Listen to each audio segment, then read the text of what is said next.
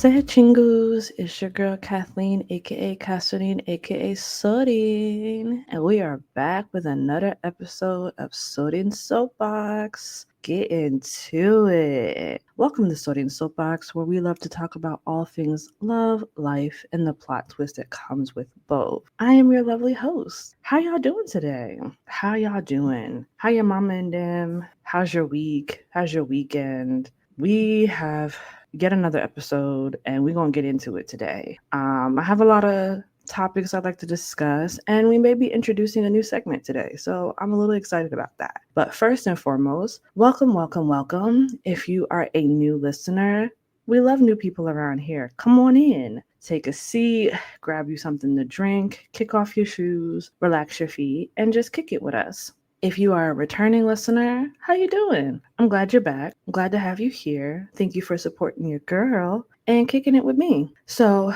today's episode, like I said, we're going to introduce a new segment. We have a couple things we're going to talk about in Sodium's life update. So let's just jump right on in. So let's see. Last time I had talked about going to see the Demon Slayer movie and baby showers and all that other stuff. These past 2 weeks have been honestly a bit of a smorgasbord, if I'm being honest. This past weekend, I went to a day shift party. Child, we had a time. I will say though, my knees are definitely not what they used to be. And that's okay. I'm not mad about that, but it just means I need to do more stretching and more workouts essentially. But yeah, the day shift party is basically the theme where it was for like 30 and up, and it's between 5 p.m. and 9 p.m. Because like the idea is like you get to be home and in bed by 9:30. That's not really my ministry, but I get the appeal because I don't like going out after a certain time. So I like the idea of being home by no later than 9:30, but I'm not in the bed by 9:30. But no shade to those of my friends who do like to be in the bed that early, but that's not me. That's not my ministry. But yeah, so my sister and I were looking forward to it. Got us some cute little outfit. I was giving 90s theme, okay? I had me a little LA jersey, and then I had a cute little pleated skirt to go with it. Got me some new shoes to go with it, which, by the way, I didn't know Pumas was like that, okay? I've always been a Nike girl, specifically Jordans, but let's be honest, Jordans give very aesthetic, like the look, but comfort is 1 out of 10, okay? And I love me a good Jordan, but these pair of Pumas that I bought, I felt like I was walking on clouds. You hear me? They were probably the best shoe I had ever put on in my life. I'm flat-footed, and so any arch support, any comfort I could get, I do not play. But I bought these Pumas. They're the Soft Ride Mave. Child, give me 14 of them, okay? Give me 14 of these shoes. Kunya. Immediately, because the way, oh my god, I wore them to work. I know I'm deviating, but y'all know it's me. It's my brain. But I wore them to work and I was like, oh my god, my feet felt like, again, literally like I was walking on clouds. Probably the best thing. It does take a bit of an adjustment because I'm used to not necessarily platform shoes or shoes that have that thick of a sole, but I wore them to the day shift party and you couldn't tell me nothing, which is why I'm in the pain that I'm in now, because I thought I was walking on clouds and my body was like, girl, think again. But anyways, so we got our little outfits together. We pre-gamed, child, because I love the Lord. And the Lord's first miracle was that he turned water into wine. Amen. Amen. So we did a little pre-gaming, went down there to the event, and I think we got there around 6 because I was like, I don't want to be there super early because I don't know what the vibe is, and we didn't know how many people would actually turn out. But child, it definitely was a lot of people. It was a lot of, 8.5 by 11s in there with a few, of us melanated folks sprinkled in there. But so the vibes was okay. I'm not gonna hold you. The vibes were okay. The DJ himself wasn't the best. He wasn't giving DJ Khaled, but he got in there, started playing some Spanish music or whatever. So a lot of people were doing bachata and merengue and all of that. And then he started playing some other songs that I was like, so here's the thing. Let me back up a little bit. because it was called a day shift party and it was for 30 and up, I thought it was going to be like a millennial dance party, right? That it was going to be music from like the 90s, the 2000s, 80s music, sprinkle a little 70s, because there were some people's grandmas and granddads in there getting it in. So I thought it was going to be a really good mix of that. But most of the set list was like obscure music that most of the crowd had never heard, or maybe a small group of the crowd played. And I'm like, what is going on? The DJ even said, oh, he'd asked for like song requests on Instagram, and he said his phone was blowing off and it was overwhelming him and he was overstimulated. Sir, be so freaking for real. And so, yeah, it just was, he had a short like period where he was playing some really good songs. Like he played Ludacris, he played 50 Cent, he played just, some of the sporadic songs here and there. And then obviously, like most parties do, we got into like a dance section. So we were doing the Cupid Shuffle, we were doing the Cha-Cha Slide, and then I think he did one other line dance that I can't really remember. So yeah, honestly, again, I give the DJ a 4 out of 10 simply because like at one point the music stopped and he said like his USB had like died or like got disconnected or whatever. And so it was like 20 minutes of just no music being played. And then at one point in the night, he played Whoop There It Is.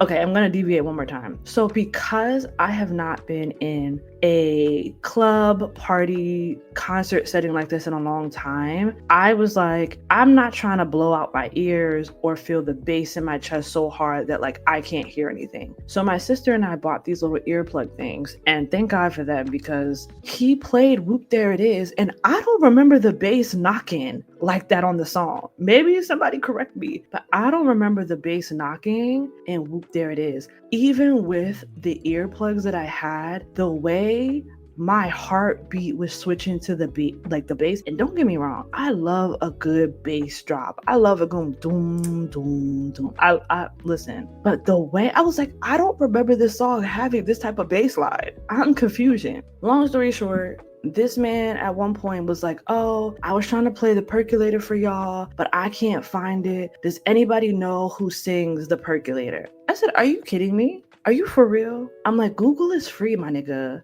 Google is free. So that was the last straw for me.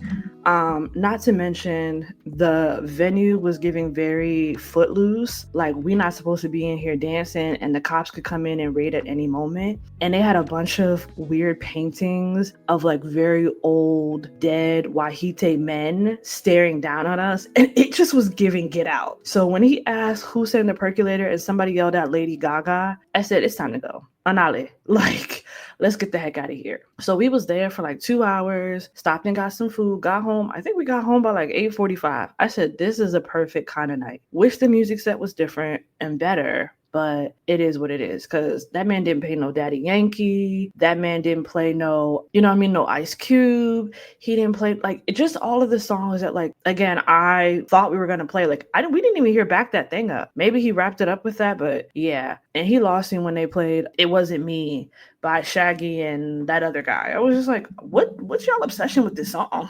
I hate that song. But anyways, I'm ranting and raving. But overall, it was just a nice vibe. If they have another one, I definitely would go again. I just would hope it's a different DJ, because it just wasn't giving what I thought it was given. But it was a nice little excuse to get out of the house and go do something with my sister and just, go out. We was looking hella cute. I felt like we were overdressed, because you had guys who looked like they came straight off the golf course and came there. And you had girls who were dressed like they still club on the weekends and this was just a pit stop for them. And then you had people's mamas in there wearing like New Year's Eve attire. And I said, you know what? It is what it is.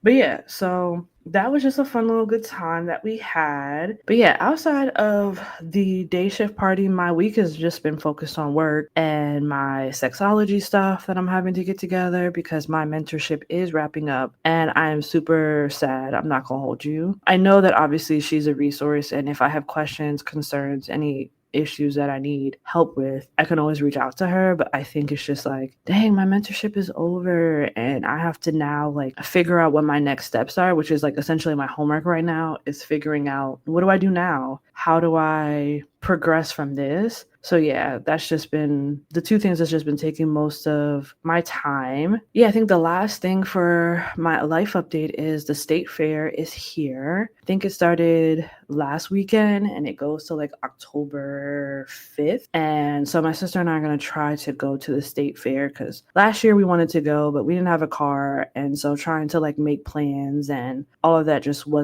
we weren't able to really do that. So we're hoping to get around to going. Apparently Genuine is coming to the state fair to perform. The tickets are like $50 to see him in any other performance. And I'm like, imagine going to see Genuine for $50. Like, oh, how the times have changed. But yeah, anyways, that's pretty much my life update. I love to hear how your past 2 weeks have gone. Anything exciting, anything fun? I know there's been a bunch of movies that have come out, and outside of Demon Slayer, like I told y'all, I don't really go to the movies that often, but I know him came out not too long ago, and I've heard like varying reviews about it. I probably will never see it just because those types of movies I tend to stay away from. I know a lot of people be like, oh, it's not scary, it's not this, that, and the third, but child, it took a lot out of me to go see Sinners. And once I saw it the first time, and I was like, I knew what scenes were like the jump scenes and this, that, and the third, that I was able to kind of get through it. Because vampires don't necessarily bother me. It's the like, sometimes it's just like the gore and the excessiveness of like certain horror movies, and I'm like, yeah. Plus I don't play with a lot of horror movies like that because that stuff will stay with me mentally, emotionally, and spiritually, that I'm not going to sit here and be like, oh, these movies are demonic. Listen, there are a lot of things that don't have horror attached to it that are very demonic, but a lot of those movies tend to stay with me like even 2-3 days after that. I don't even bother playing around or like being in there. And so yeah, but I heard him, like I said, mixed reviews, but I heard most people say like at least go and see it for yourself and you make your own opinion versus like a lot of like critiques are just like, oh, it's not a good movie. And I think Marlon Wayans tweeted something or put something on Threads basically saying like most of the movies that he received like terrible reviews, but then they became iconic movies. Like think about White Chicks, right? He showed like a Rotten Tomatoes review and it got terrible reviews, and yet White Chicks is literally one of the most iconic movies that we know. And then just some of his other films that he's been in, they've all just initially received terrible reviews, but then I guess as time progressed or time like moved on, people recognize like, oh, this is, part of the culture. So for those that him is their type of movie, definitely go see. Like I said, I'm not a movie person. I follow a couple people who do talk about movies in depthly, and I appreciate their art and their craft to go see these movies regularly because baby, I don't got it in me. But anyways, moving on. So now I want to jump into a new segment that I'm thinking about dropping, which is like, I haven't decided the title yet, but for now I think we're going to go with Sorin Reads, where like I just talk about some of the books I've been reading. Because in case you didn't know, your girl is a book lover. I have been a book lover for as long as I can remember. And so I thought it'd be pretty cool to come on here and just share some of the books that I've been reading, give you my thoughts, give you my critiques, etc., if I recommend it, if I don't, how many stars, all the things, and see if you guys like this new segment. Because like I said, I've been reading for as long as I can remember. I think my very first book that I fell in love with is Dear God, It's Me, Margaret by Judy Blume, which Judy Blume had like such an impact on my childhood as an author that like I think she's the reason why that I just ended up loving books the way that I did. Cause just like Judy Blume is Judy Blume, like literally. And funny enough, I used to write my prayers like that in my journal the same way because it just was such a coming of age story that just I felt like I resonated with. And not to mention, child, growing up in a Haitian household, my mom would take us to the library and have us take out a couple books, especially during the summer, and would make us give her oral book reports. And for every book report we did, she would give us $1. So I used to do that. And let's not talk about the Pizza Hut reading challenge. I used to supersede those like in my sleep. So it was always guaranteed that I was going to get a Pizza Hut card because I just have always had a love for reading. Now, a lot of the books, and in case y'all don't know, also, my sister's a literary agent, so she literally works in the publishing industry. So I just be going in her room and taking some of the books that she has on her shelf until I could build out my own library. But yeah, between her and my just natural love for books, one thing about me, baby, I'm a read. That's just the thing for me. So yeah, I'm just wanted to kind of go over some of the books that I've been reading. I have a Goodreads account and I tend to do a book challenge every year. Last year, I think I read like 25 books, which for some people may seem like a lot, but that was actually probably my lowest. No, I think the lowest I've ever read was like 12 books, and I was sad. I was so sad I only read 12 books in the year. Again, for somebody who may struggle to just get through one or two, that may feel like, oh, that's a lot. But to me, it was depression because one year I read 100 books. I mean, was that the year I happened to also be depressed and had nothing but time on my hands? Yes, but also it was a good time. So right now I have a challenge of reading 50 books for this year, and I might have to increase that because I think I'm already at like 41, 42 books. And we're in September, so I think I might up it to like 60 to see if we can hit that goal or not. But yeah, so a lot of the times the books I find are from like books that are in my TBR from like years ago. Some of the books are books that, like I said, are from my sister's library. I just go in her room and just grab some of the books. I can't say I take a lot of recommendations from Book Talk just because, yeah, I haven't found anybody who has the same taste as me. And so a lot of the books that people be recommending, I'm like, yeah, nah. Especially a lot of like the monster books, like I'm in love with an ogre or a dragon or whatever the case may be. Like there's a book about somebody having a romantic relationship with a door. Like I just be like, be so freaking for real. So I take a lot of Book Talk recommendations with a grain of salt. But I will say, there was one of the books that I'm going to talk about today that was all over TikTok. And it took me a minute to read it because I was like, maybe it's just hype. But yeah. So the first book that I kind of want to talk about is called The West Wind by Alexandria Warwick. The book is a standalone, but it is part of like a 4-book, I guess, compilation, you could say. The series is like the North Wind, the West Wind, the South Wind, and then the last book, which I believe will come out later this year, is called the East Wind. Each book, again, is a standalone, but essentially they are all based off of different fairy tales, and some of them have bits of like Greek mythology woven into them. So the first book, which I read, was the North Wind. It was a Hades and Persephone retelling, if you're familiar with that story. The second one, this one specifically, The West Wind, I think it's like a combination. It's inspired by like Greek and Scottish mythology. And so, yeah, I thought that was a pretty cool. But yeah, so this one specifically, again, is called The West Wind. I'm just going to read a little bit of the back of the book and then kind of just give y'all my thoughts. So that's kind of how I want to do this segment. So it basically says, Brielle of Thornbrook has dedicated her life to the Abbey. She spends her days forging iron and her evenings studying the text, all in preparation of becoming an acolyte. 21 years on this earth, and she has never touched a man, and she never will. But when she finds an injured stranger in the forest, Brielle can't resist the urge to help him. The encounter leads her to the realm of Under, where the air breathes of rot and the fair folk dance and whisper. Where she discovers that man she helps is actually a god, Zephyrus, the west wind, bringer of spring. There are few Brielle can trust in Under, least of all Zephyrus. He is charming, dangerously so, and never has a man so thoroughly ensnared her. As she embarks on a journey through the eerie banks and caves of Under, Brielle finds herself in a perilous situation. For here is where faith and heart collide, and where she risks not only her future, but her life. And baby, this was a good book. 5 stars, okay? First of all, Brielle in this book is a plus size girl. That already had me. She's plus size, and I think she has like red hair. Like I think she's ginger, baby. And Zephyrus, that man ain't slick. That man ain't slick, okay? And I just love the way that like everybody else like makes fun of the fact that Brielle is a bigger girl. She's not your traditional girl in the sense like she forges, she can make weapons and things like that. So she has muscles, she's thick, she's this, that, and the third. And like you see in the book, like people calling her a cow and this, that, and the third. And Zephyrus is like, baby, I want that and I needs that.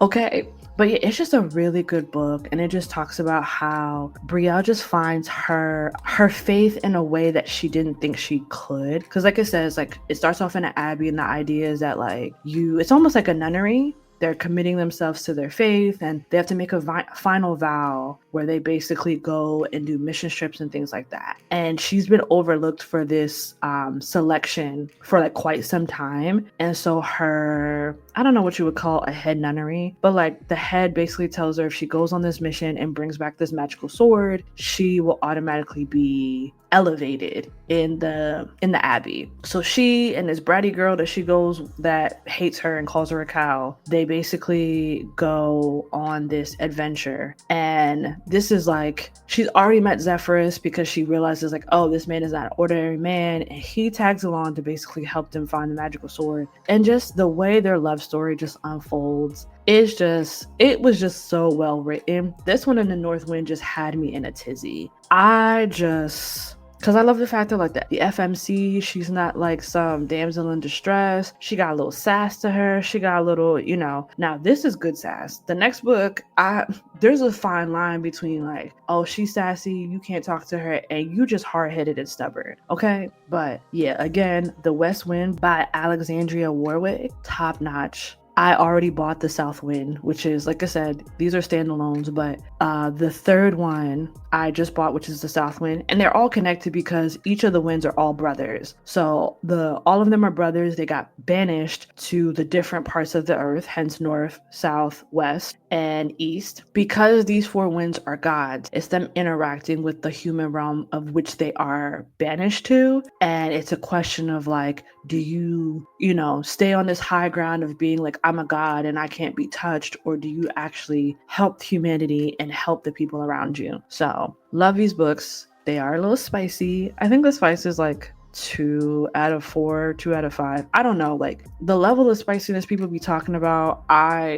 I don't read a book just for spice. I want to be clear on that. Some people, they don't actually care about the storyline. They don't care actually about the people. They just care about how much hunching is in the book. That's not me. And I want to clarify that and leave with that. I do not read a book simply because there's all this hunching and this and the third. Do I love a good spicy book? Absolutely. But I care about the characters. I care about the development of the characters. I care about the world building. I care about the plot. I care about the overall complete picture, not just one aspect of, okay, how many chapters is these niggas banging? I don't listen.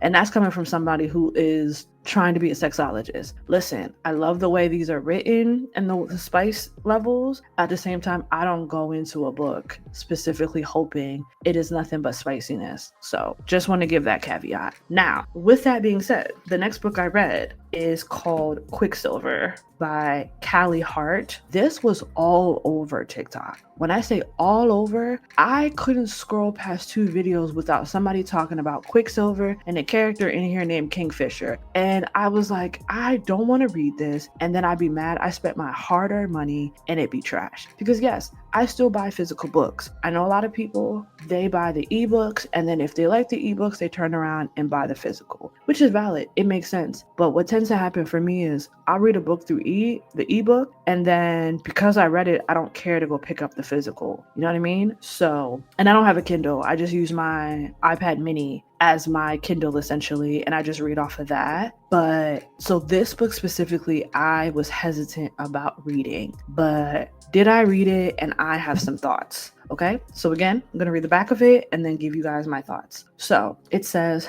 24-year-old Saris Fane is good at keeping secrets. No one knows about the strange power she possesses, or the fact that she has been pickpocketing and stealing from the Undying Queen's reservoirs for as long as she can remember. In the land of the unforgiving desert, there isn't much a girl wouldn't do for a glass of water, but sooner or later, every secret comes out. When Saris comes face to face with death himself, she inadvertently reopens a gateway between realms and is transported to a land of ice and snow. The Fae have always been the stuff of myth, of legend, of nightmares, but it turns out they're real, and Saris has landed right in the middle of a century-long conflict that might just get her killed. The first of her kind to tread the frozen mountains of Yelvena, In over 1,000 years, Ceres mistakenly binds herself to Kingfisher, a handsome Fey warrior who has secrets and nefarious agendas of his own. He will use her alchemist magic to protect his people no matter what it costs him or her.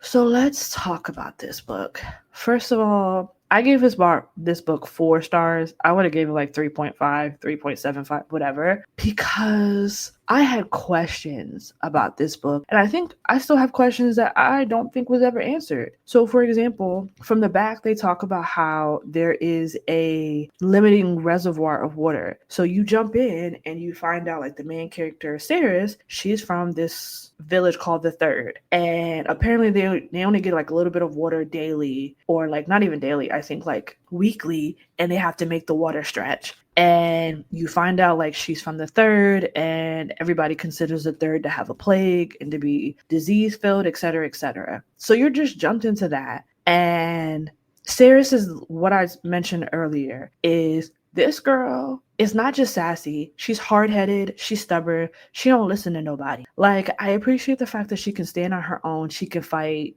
she's not a damsel in distress, but it just got to a point that she was just insufferable. And I was like, girl, shut up and actually listen to the people. You're not from here. Okay, you're not from here, and you just twiddly and going all over the place and just losing your daggone mind and then getting yourself hurt in the process. Be like, what are we doing here? So her attitude just pissed me off a lot, if I'm being transparent. And again, I don't like a agreeable female character, but I also don't want one who's just so hard-headed that she just makes everything else so difficult. Like, I feel like there needs to be a balance.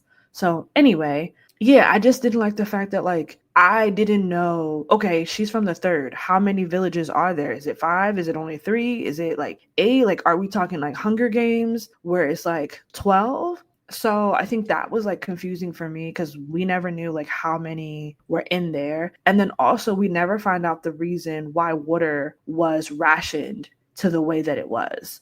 To what reason? Like, we obviously meet the queen and she's a witch, and not witch literally, but just, read between the lines. But I'm like, okay, but I'm not understanding, why are we rationing water to the extent that we are? And again, what's the lifestyle of the other villages? Because if the Third is considered plague and they only get a short amount of water, how much water does everybody else get? Like, you know what I mean? How are they keeping everybody separated so they're not talking to each other? It just was, I love a good world building, and I just didn't feel like I got enough of that. Because, baby, this book isn't small. This book is thick. It's like over 600 pages, and I didn't get any world building. But needless to say, this was a really good book. It just took a lot for me. I was close to DNFing, which means do not finish, in case you don't know. But I was close to DNFing this book twice, because I was like, she's pissing me off. He's pissing me off, Kingfisher, because I'm like, why are all the girls fanning over him? He's pissing me off. He's just like this angry ogre that's just insufferable as well.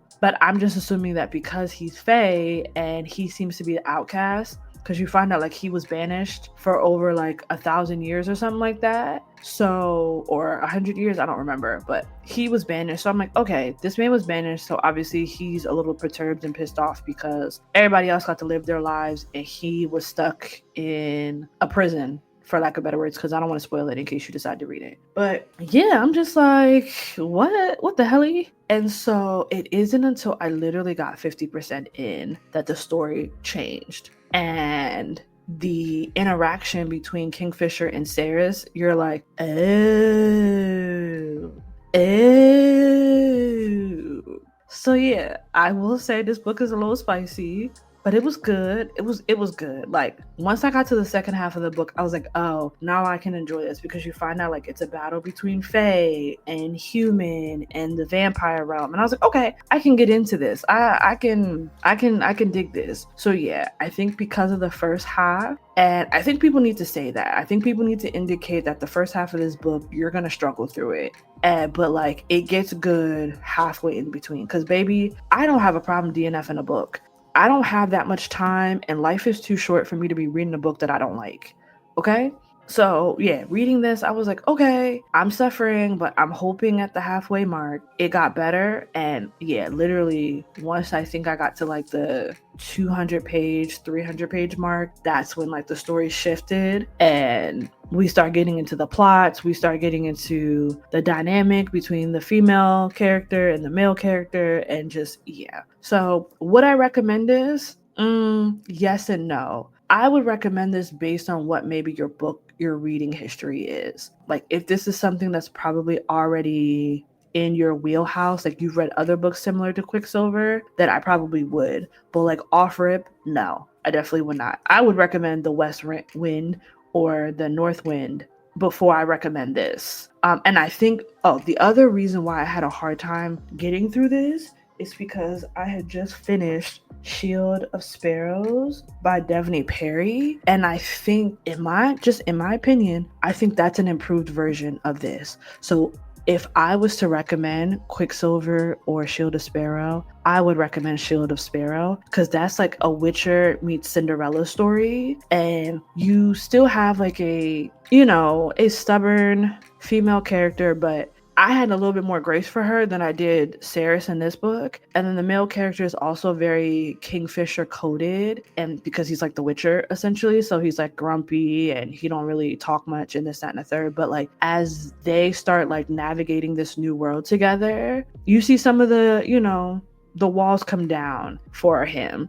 And so I think that's also why I had a hard time getting through this initially, because I had read that first. I think if I read this first and then that, I would have had a little bit more empathy or grace. But after reading Sheila Sparrow and then coming to this, I was like, child, definitely did it better. Sorry, not sorry. So anyways, yeah, these are just the books that I've been reading right now. So just to recap, that was The West Wind by Alexandria Warwick, Quicksilver by Callie Hart, and I'm just gonna give an honorable mention because again, I think they did it better than this one, but I think Shield of Sparrow by Devney Perry, that I gave 5 stars, and the West one I gave 5 stars. This one I would have gave like 3.5, 4, because again, the way just was slow in the beginning, and both characters were just very insufferable until the halfway point. So anyways, that's that. So just let me know, what are your thoughts about Sorin's reads? Again, I'm still thinking about the topic of it, but like this section of the episode where I kind of just talk to you about some of the books I'm reading, what they're about, thoughts, opinions, ratings, etc., etc. I can even put pictures up on my socials so you can kind of see the books in case you want to get them for yourself. Have you read any of these books? Are you interested in reading any of these books? Or if you're currently a book reader like me, what are you reading right now? So yeah, that is pretty much the end of that segment. All right, so now let's get into the main episode, the main meat and potatoes of today. So first and foremost, by the time this episode drops, it will officially be October, which is the best month of the year. Duh, because your girl got a birthday in October, and I am excited. I will be 38, y'all. I'm not really embarrassed by my age or my, that number. I know some people like hide from how old they are, but I'm actually excited to be 38. I'm excited to see another year, to close out chapter 37 and to step into a new chapter. I'm proud of me and just the things that I've gone through. I'm not going to delve into it too much in this episode. I think the next episode, or I think you guys might end up getting 3 episodes in October. I gotta look at the calendar again. Yeah, you guys might actually get 3 episodes this month, because we are already, by the time this episode drops, it'll be the start of October. And then I think I'm gonna drop a special birthday episode. We'll see how that goes. Just kind of going over some of the nuggets and things like takeaways from 37 to now, or 37 till 38. So we'll see. We'll see how I'm feeling. I might actually drop 3 episodes. It just won't be the usual length of an episode, where it might be like my usual episodes are about 30 minutes to an hour. I think this one just might be like a regular, maybe short 30-minute episode where I just talk about, what I'm looking forward to in this next chapter of my life. But yeah, shout out to any of my October babies. If you're an October baby, shout outs to you. We were born in the best month, but specifically shout out to any of my Scorpio babies, because now we really locked in, okay? You are my people And I love y'all. I'm excited for that. And yeah, I kind of wanted to do a continuation of last episode where I was talking about what happened at my church and the whole CK situation. And I kind of want to take that conversation. I do want to continue it, but I also just want to pivot it into this season when I feel like I'm having to step into like having courageous conversations with people. And I'm gonna be honest with you, that's not fun. It's not fun at all. So in case you missed it or in case you're not caught up yet, last episode I talked about how shortly after, we're gonna call him that man because I don't want any traction from that community. But that man had been, deleted from this earth, and it was talked about in church in a way that brought up a lot of negative emotions for me. And it caused me to walk out of my church service. And at that point, I had kind of made the decision that I was going to leave the church and not go back. And I felt like the Holy Spirit at that time nudged me to reach out to one of the leaders that I formed like a really close bond with. And so she was more than happy to meet. We sat together, and yeah, she just held space for how my sister and I were feeling. She held space for like the negative emotions, and she didn't try to correct us or redirect us. I think she just wanted to give us at the very least clarity of the conversations that took place afterwards, because I think I said it in the last episode, if not, but there are a lot of people of color on the pastoral leadership. There are Caribbean people, there is an Asian person, there is an African person, there is, an African American, person on staff. And so it just felt jarring that this conversation was being had on the stage when your leadership looks like that. And, I basically told her, I was like, I cannot separate my Blackness from my Christianity because it colors my entire life's experience. Because if we are all created in the image of God, me being Black was with intention. And God specifically chose to create me in this earth to be daughter of immigrant parents, a Black woman who's operating in America, right? I could have been the daughter of the immigrant parents and I lived in the UK. I could have been the daughter of immigrant parents and lived in Africa. I could have been the daughter of immigrant parents and lived in South America, right? All of these things were possibilities for my life. But in this life, God specifically said, I want you to be Haitian American.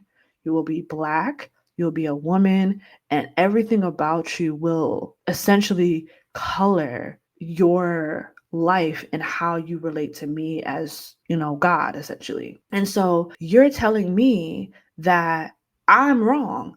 Because honestly, that's what I really wanted somebody to tell me, is that my Black experience is invalid because I'm a Christian. I'm like, tell me that to my face, because the Jesus that you're serving is not the same Jesus that I serve. Oh, I forgot to mention this in the pop culture or the Sorin's life update, but apparently we were supposed to have the rapture. Obviously, a lot of us are still here. And I just thought it was funny that so many people believe that the rapture. I'm like, y'all obviously don't read your Bible, number one. But number two, somebody made a statement that was like, even if Jesus was coming back, that man wouldn't be able to get into America because he would need a visa because he's an immigrant. And I said, oh, welp. No lies told, because the reality is you have a version of Jesus that directly contradicts the version of Jesus that I have in my life. And so, yeah, I think it just was, I appreciate the fact that she held space and she was like, no, I never want you to feel like who you had to be in this world is set to the side in order for you to love Jesus. And I said, cool, I appreciate that. So we had a lot more conversation.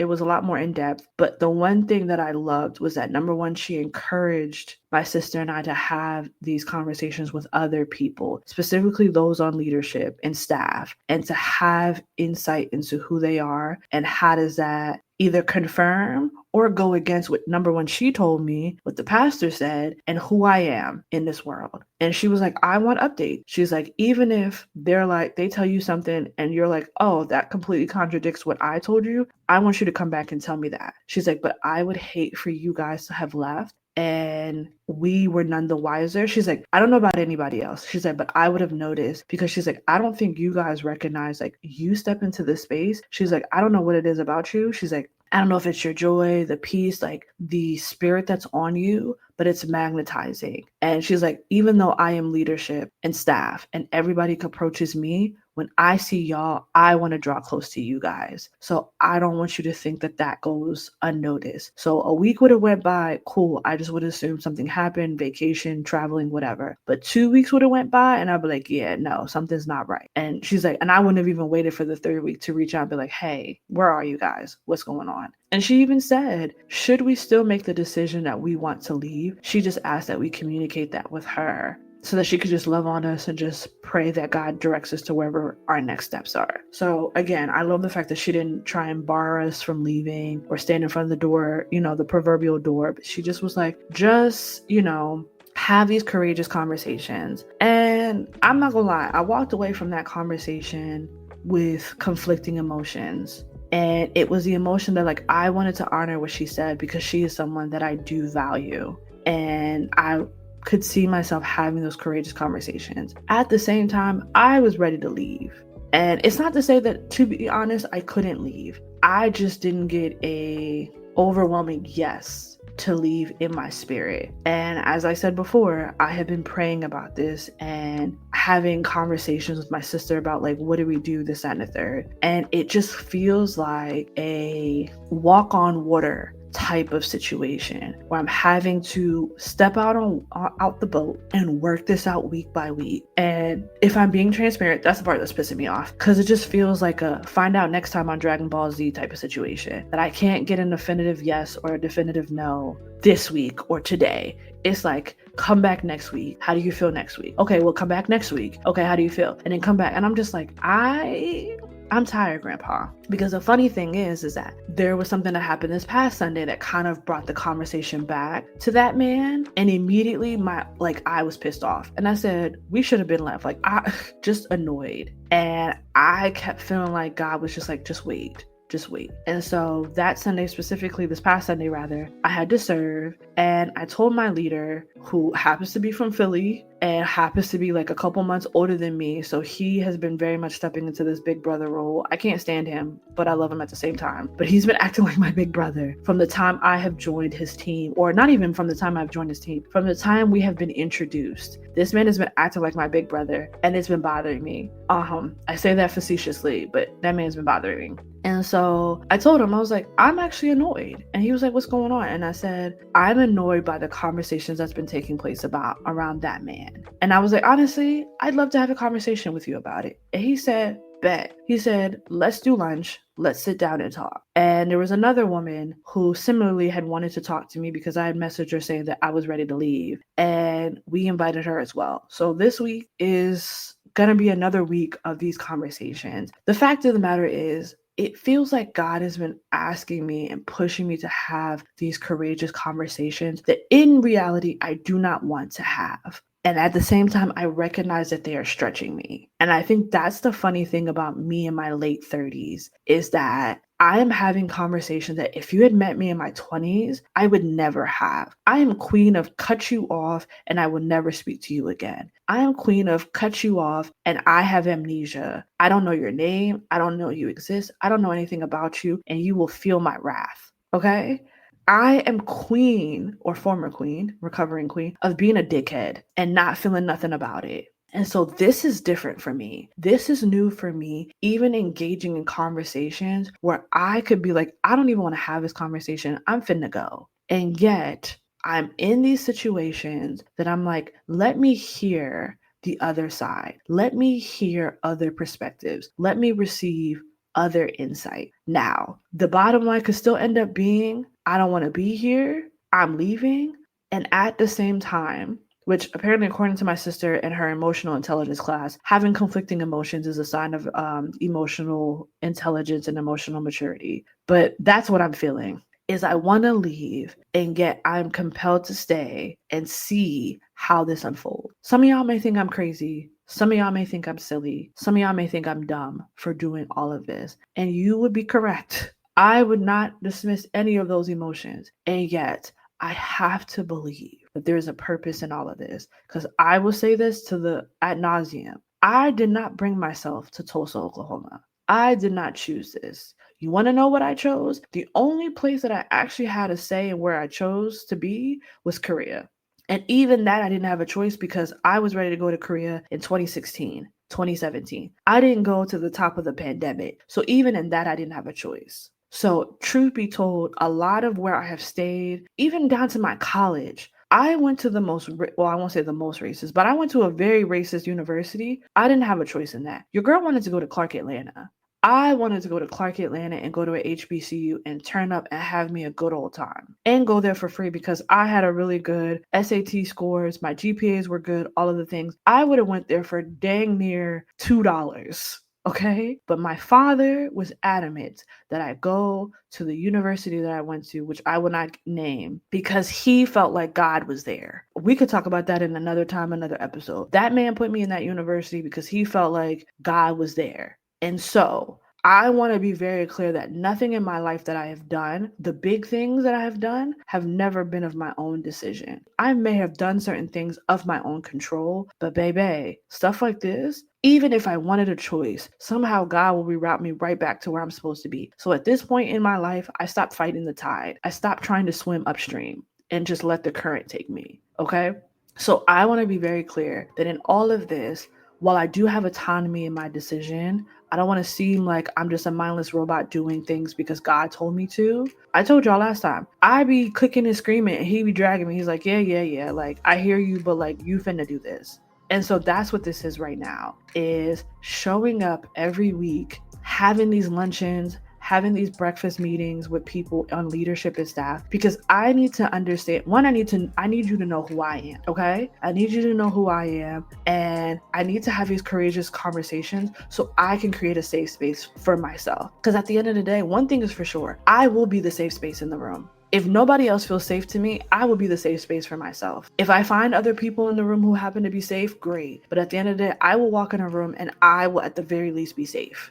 And so these courageous conversations are not for the weak, bruh. They are not for the weak. Having to show up to these conversations with an ear to hear and a heart to receive is a different type of stretching that I do not recommend unless you're willing to have. Because again, I am queen of cut people off. I am queen of, you said something to me that I didn't like. You did me dirty. You did me wrong. I don't ever want to speak to you again. I don't ever want to talk to you anymore. I don't ever want to see you. And the fact is, like, having these conversations right now during these politically charged times, if you told me this 10 years ago, I would have laughed at you. And I want to say, is this what your late 30s look like? But I also realize this is a culmination of growing up, being older, therapy, I guess. And I don't know, this just feels like God is just pushing me in a direction. And I couldn't tell you where this is going. I couldn't tell you what the outcome of this is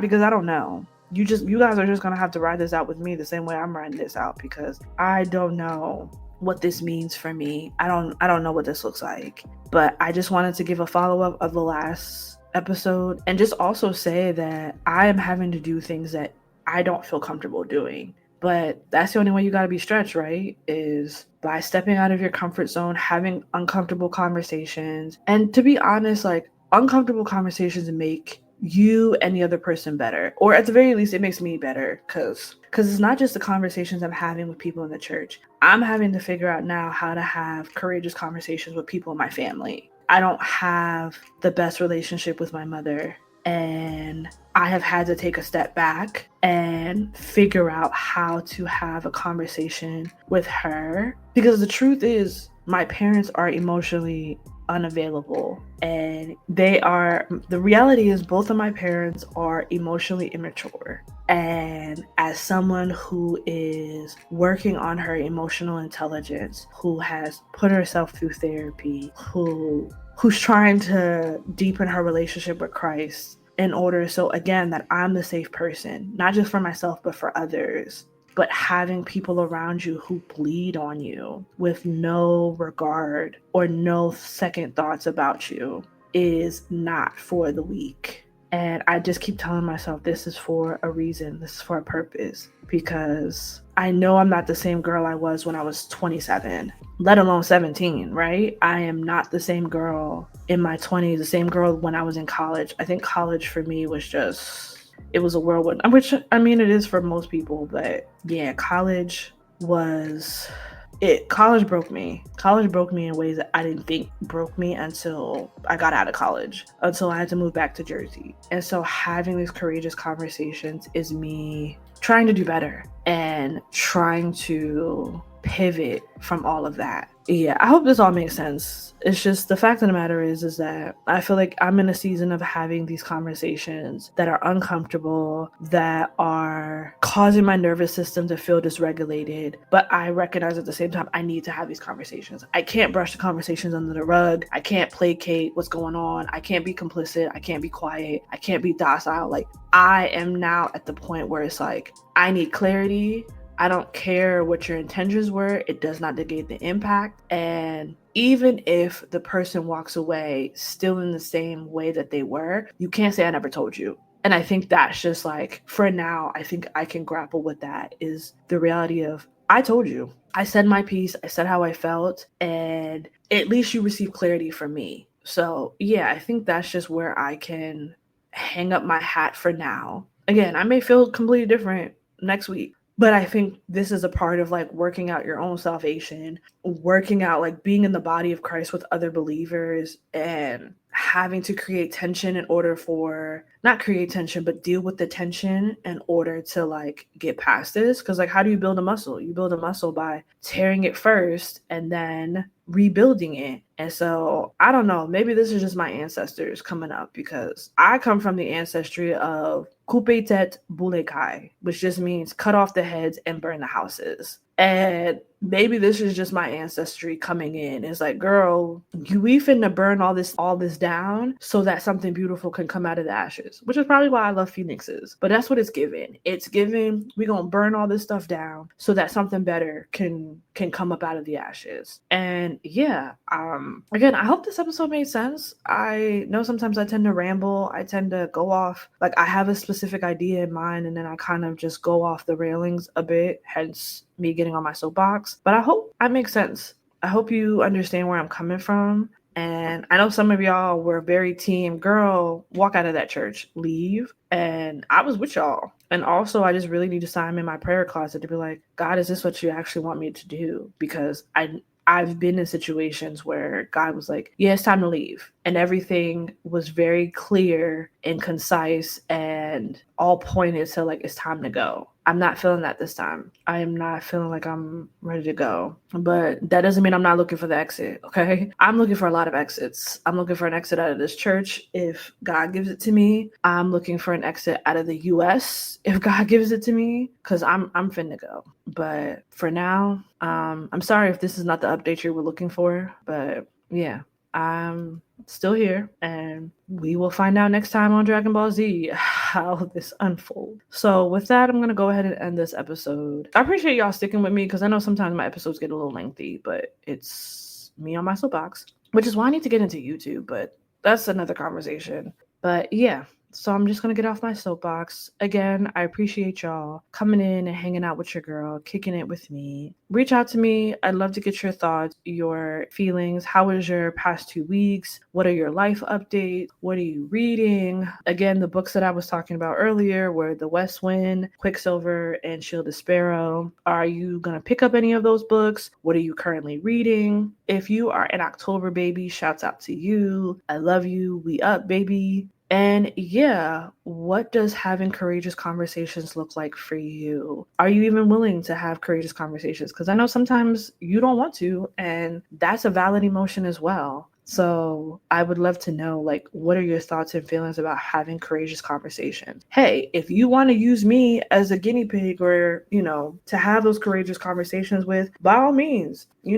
hit me up on my socials. Let's have a courageous conversation and let's be real and honest and transparent. I, at this point, might as well not even shy from them. So if you want to let some off your chest, let me know. Hit up your girl on social medias. My platforms are Instagram and TikTok as Sorin Soapbox. That's SORINS_soapbox. SOAPBOX. PBON. Come talk to your girl. Tell me what you think about this episode, courageous conversations, the books I recommended, all the things. And until next time, your girl is off her soapbox. See ya.